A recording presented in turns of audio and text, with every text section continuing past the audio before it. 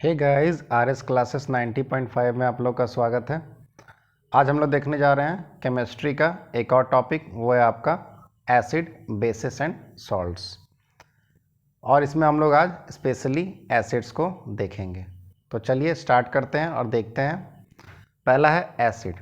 ठीक है, एसिड एक सब्सटेंस है। ये आपके टेस्ट में सार टाइप का लगता है।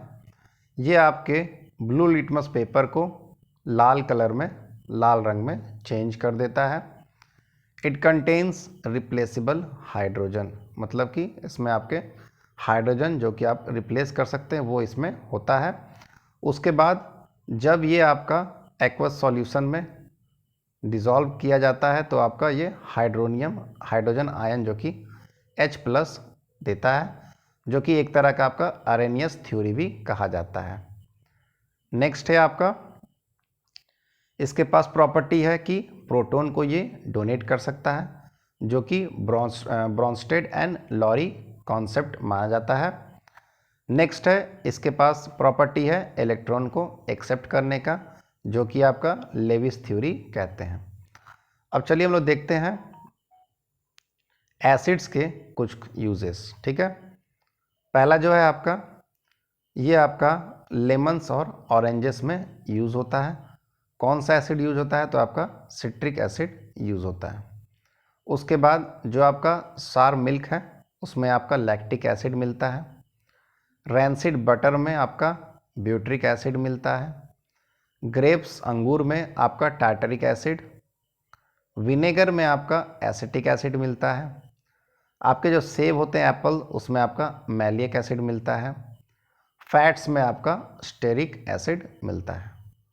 चलिए आगे देखते हैं। नेक्स्ट है आपका टोमेटो और वुड सोरेल में आपका ऑक्सैलिक एसिड मिलता है। उसके बाद सोडा वाटर, एरेटेड ड्रिंक्स में आपका कार्बोनिक एसिड मिलता है।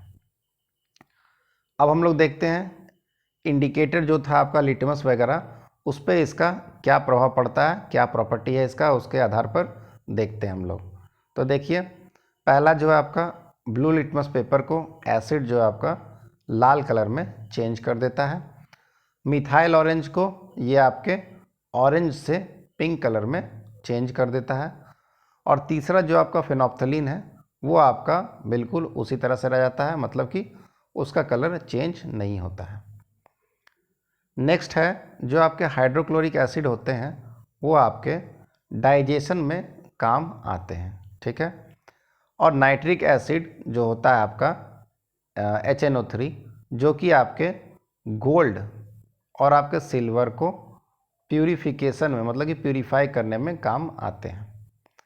नेक्स्ट पॉइंट कहता है कि आपका जो H2SO4 है सल्फ्यूरिक एसिड, और आपका जो नाइट्रिक एसिड होता है वो आपके आयरन को वॉश करने में काम आता है, धोने में काम आता है बिफोर गैल्वनाइजिंग। मतलब कि गैल्वनाइजिंग का मतलब क्या है? आपके जिंक के परत चढ़ाने से पहले उस चीज़ को सल्फ्यूरिक एसिड और नाइट्रिक एसिड का उपयोग करके उस आयरन को धोया जाता है। ठीक है, नेक्स्ट है आपका जो ऑक्सैलिक एसिड है, वो आपके रस्ट जो होता है ना, जो लोहा पे जो लग जाता है, उसको रिमूव करने में बहुत ही काम करता है।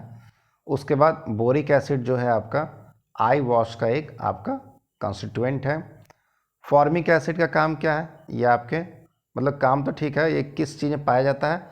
ये आपके रेड एंट्स में पाए जाते हैं। यूरिक एसिड कहाँ मिलता है? तो आपके जो आपके मैमल्स होते हैं उसके पेशाब में पाया जाता है। चलिए आगे देखते हैं। अब हम लोग देखते हैं एसिड के स्ट्रेंथ। ठीक है, कौन कितना स्ट्रॉन्ग एसिड है वो हम लोग देखते हैं। जो आपका स्ट्रॉन्ग एसिड है वो आपका वाटर में, पानी में कंप्लीटली आयनाइज्ड हो जाएगा, मतलब कि घुल जाएगा। और स्ट्रॉन्ग एसिड की कैटेगरी में आपका आता है HCl, HNO3, H2SO4, मतलब कि क्या बोलते हैं, नाइट्रिक एसिड, सल्फ्यूरिक एसिड और हाइड्रोक्लोरिक एसिड।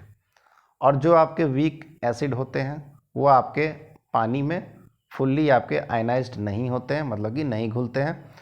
और इसमें आपका जो आपका एग्जाम्पल है वो आपका है एसिटिक एसिड, मतलब कि CH3COOH, H2CO3 और HCOOH मतलब कि फॉर्मिक एसिड।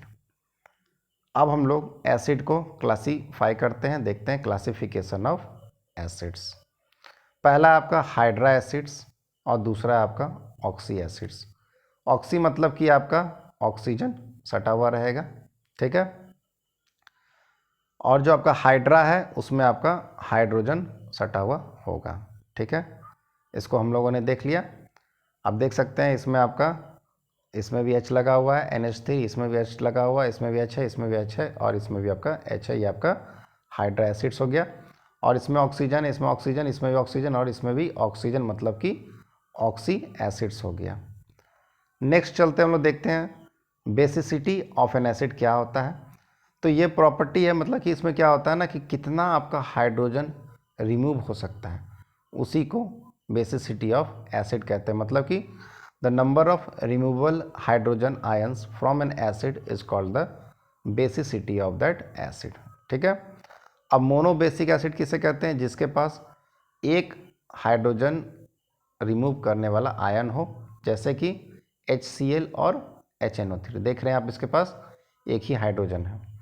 डाइबेसिक का मतलब दो रिमूवल हाइड्रोजन आयंस हो, मतलब कि H2, H2 और H3, मतलब इसमें से दो आपका निकल सकता है, ठीक है। नेक्स्ट है आपका ट्राइबेसिक। ट्राइबेसिक में आपका तीन रिमूवल आयंस मतलब हाइड्रोजन आयंस निकाल सकते हैं। देख सकते हैं आपका तीन निकल सकता है इसमें से। अब देखते हैं हम लोग एसिड्स के स्ट्रेंथ। तो आपके देख सकते हैं कि सबसे स्ट्रॉन्ग एसिड अगर बोला जाए तो आपका हाइड्रा में आपका HI हो गया, फिर HBr हो गया, फिर HCl हो गया, फिर HF हो गया। और अगर हाइड्रोक्लोरिक एसिड, नाइट्रिक एसिड और H2SO4 और एसिटिक एसिड के कंपैरिजन में देखें तो सबसे स्ट्रॉन्ग आपका HCl होता है और सबसे वीक आपका CH3COOH मतलब कि एसिटिक एसिड होता है।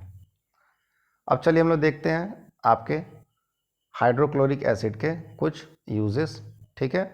पहला तो है आपका, ये आपका गैस्ट्रिक जूसेस में काम आता है, जो कि आपका डाइजेशन में हेल्प करता है। बाथरूम क्लीनर में भी इसका उपयोग किया जाता है। तीसरा है as a pickling agent before galvanising, ठीक है।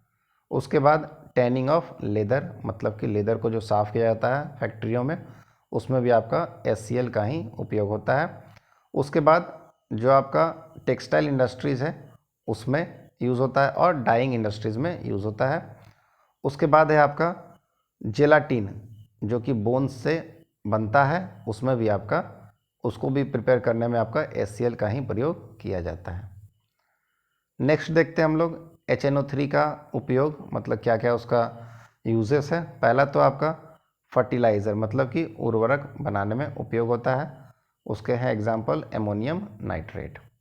दूसरा है जो आपके एक्सप्लोसिव्स होते हैं, उसको बनाने में आपका HNO3 का प्रयोग होता है।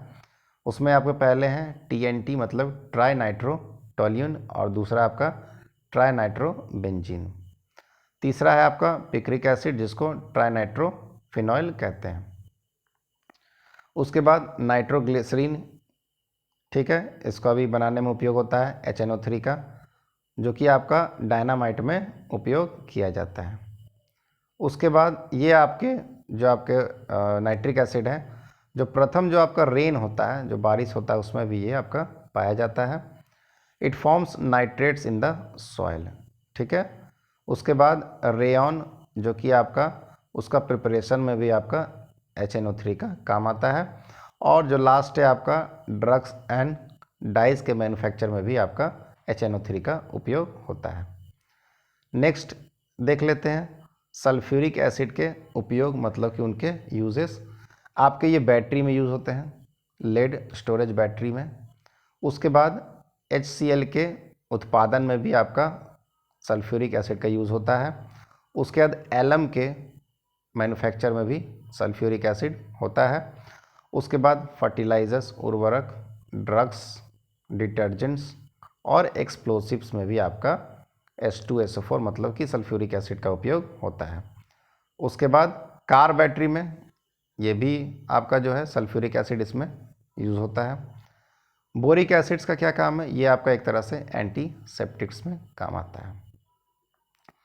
नेक्स्ट है आपका यूजेस ऑफ फॉस्फोरिक एसिड। इसका काम क्या है, it's calcium salt makes our bones, ठीक है। नेक्स्ट है इट फॉर्म्स फॉस्फेटिक फर्टिलाइजर्स, ये भी आपका उर्वरक बनाने में ये काम आता है। उसके बाद PO4-3 is involve in providing energy for chemical reactions in our body, ठीक है। नेक्स्ट है आपका uses of ascorbic acid. Ascorbic acid का काम क्या है, ये आपका एक तरह का बहुत ही अच्छा सोर्स है विटामिन सी का। उसके बाद सिट्रिक एसिड का काम क्या है, ये आपका यूज़ होता है आपका फ्लेवरिंग एजेंट की तरह यूज़ किया जाता है और फूड को बचाने में मतलब कि प्रिजर्व करने में भी उपयोग सिट्रिक एसिड का किया जाता है। एसिटिक एसिड का काम क्या है, ये भी आपका सेम है, फ्लावरिंग एजेंट और फूड प्रिजर्वेटिव्स में, ठीक है। आप देखे होंगे कि जो आपका अचार वगैरह लगता है, नींबू का अचार वगैरह, वो आपका बहुत दिन तक प्रिजर्व रहता है, ठीक है। उसके बाद देखते हैं हम लोग टार्ट्रिक एसिड, इसका क्या यूजेस है, ये आपका पिकलिंग में यूज़ होता है, मतलब कि अचार वगैरह में। उसके बाद आपका बेकिंग पाउडर का एक ये कंपोनेंट माना जाता है, जैसे कि सोडियम बाइकार्बोनेट और प्लस टार्ट्रिक एसिड, ये दोनों मिला के आपका बेकिंग पाउडर बनता है, ठीक है। चलिए आज का लेक्चर हम लोग यहीं समाप्त करते हैं। लेक्चर अच्छा लगा हो तो प्लीज़ लाइक सब्सक्राइब शेयर जरूर कर दें। Thank you very much.